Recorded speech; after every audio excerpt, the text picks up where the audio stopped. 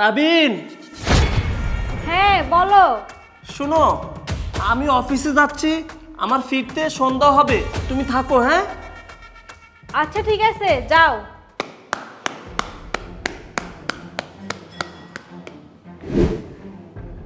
যাক, ও মনে হয় চলে গেছে, খুব ভালোই হলো। কি বললো, সন্ধ্যা হবে অফিস থেকে ফিরতে? তাহলে তো আমার জন্য আজকে অনেক বড় একটা সুযোগ। এই সুযোগে আমি আমার বয়ফ্রেন্ডকে বাসায় নিয়ে আসবো আর অনেক মজা করবো। যাই, আমার জানকে একটা কল।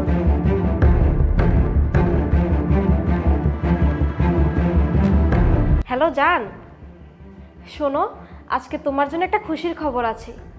আরে আমার হাজবেন্ড অফিসে চলে গেছে, ও বলেছে ওর নাকি ফিরতে সন্ধ্যা হবে। আরে আজকে আমাদের জন্য অনেক বড় একটা সুযোগ। শোনো, তুমি জলদি করে আমার বাসায় চলে আসো। না না, বাসা পুরো ফাঁকা আছে। আচ্ছা আমি রাখলাম, তুমি তাড়াতাড়ি করে চলে এসো। আচ্ছা ঠিক আছে। যাক, আমার জান আসলে এখন অনেক মজা হবে সারা দিন। খুব বড় একটা সুযোগ পেলাম আজকে। যাই। তার মানে আমি যেটা এতদিন ভেবে আসছি সেটাই সত্যি। তুই আমাকে ছাড়াও অন্য কারোর সাথে সম্পর্ক করিস। আমি প্রতিদিন অফিসে যাওয়ার পর সেই ছেলেটাকে তুই বাসায় নিয়ে আসিস। আজকে তো তোকে আমি হাতে নাতে ধরবো, কারণ তুই আমাকে অনেক ঠকাইছস। যে করে হোক তোকে আমি হাতে নাতে ধরবো। কি ভাবছস আমি অফিসে যাচ্ছি? না, আমি আজকে তোর পিছনে আছি। আমার জানটা মনে হয় চলে আসছে। আরে তুই? আরে ভাবি আর বলিও না, ভার্সিটির অবস্থা খুবই খারাপ, তাই বাসায় চলে আসলাম, কয়দিন এখানেই থাকবো। কয়দিন এখানে থাকবি মানে? কি বলতেছস? আর ভার্সিটির অবস্থা যদি খারাপ হয়, ভার্সিটির আশেপাশে কি কোনো ফ্রেন্ডের বাসা ছিল না? ফ্রেন্ডের বাসায় থাকতি। এত দূর এত কষ্ট করে তোর আসা লাগলো? এই পৃথিবীতে তো আমার ভাই ছাড়া কেউ নাই, তাই চলে আসলাম। আর আমি বাসায় আসতেই তুমি আমার সাথে এমন করো কেন?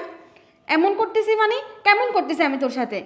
তুই আসবি বললে আমি না হয় একটু বাজার টাজার করতাম, তুই তো আসার আগে একটা কলও দিলি না। আচ্ছা সমস্যা নাই, যা আছে আমি তা দিয়ে চলবো। ধুর, এটা কোনো কাজ হলো? আমি ভাবছি কই আমার বয়ফ্রেন্ড আসছে, না এখন এই আপদটা এসে আমার ঘাড়ে চাপছে। কি যে করব আমি এখন? যদি আমার বয়ফ্রেন্ড আসলেও দেখে ফেলে, তাহলে তোর ভাইয়ের কাছে বলে দিবে। না না, কোনো একটা ব্যবস্থা করতেই হবে।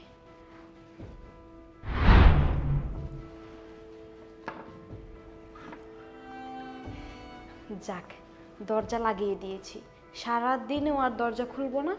কিছু জিজ্ঞেস করলে বলবো যে শুনি নেই। এবার সারাদিন আমি আমার জানের সাথে সময় কাটাবো। আপদ কোথাকার, সবসময় ওর ঘাড়ে বসে থাকতে হয়, তাদের জ্বালানোর কোনো শেষ নেই।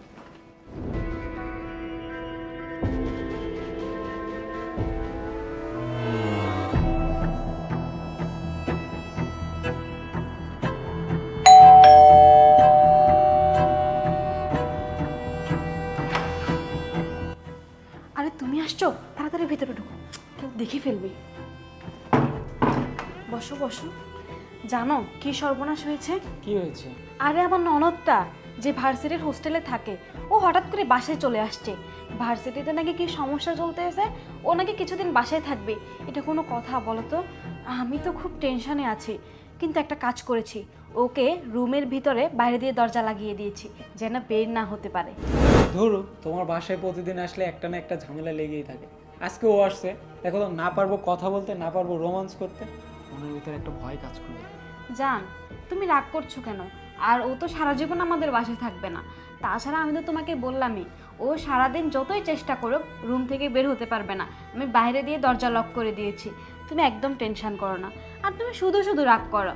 দেখো, আমি খুব শীঘ্রই তোমার হয়ে যাব, একবারের জন্য।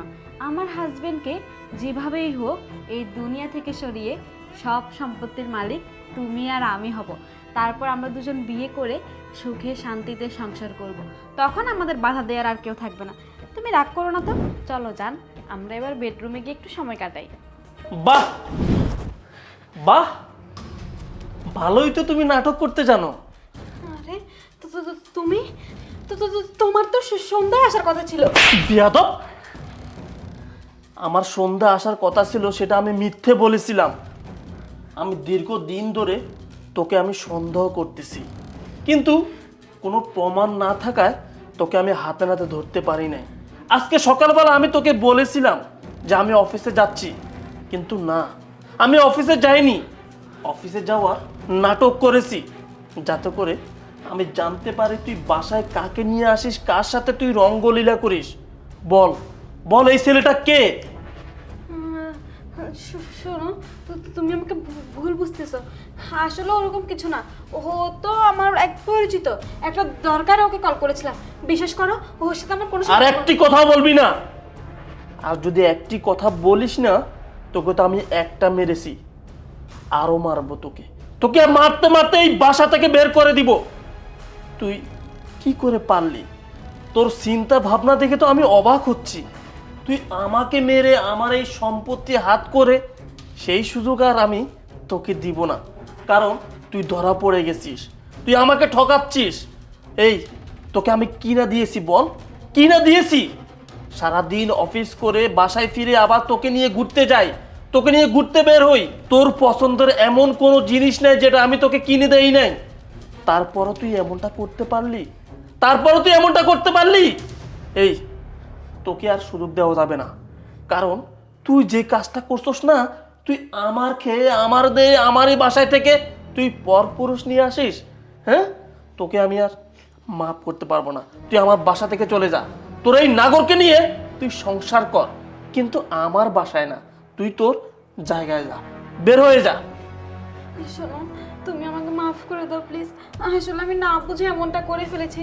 বিশ্বাস করো, আমি শুধু তোমাকেই ভালোবাসি, ওকে আমি ভালোবাসি না। ভালোবাসিস? তুই ভালোবাসিস আমাকে? তাহলে এই ছেলেটা কেন বাসায়, ওরে কেন নিয়ে আসছিস?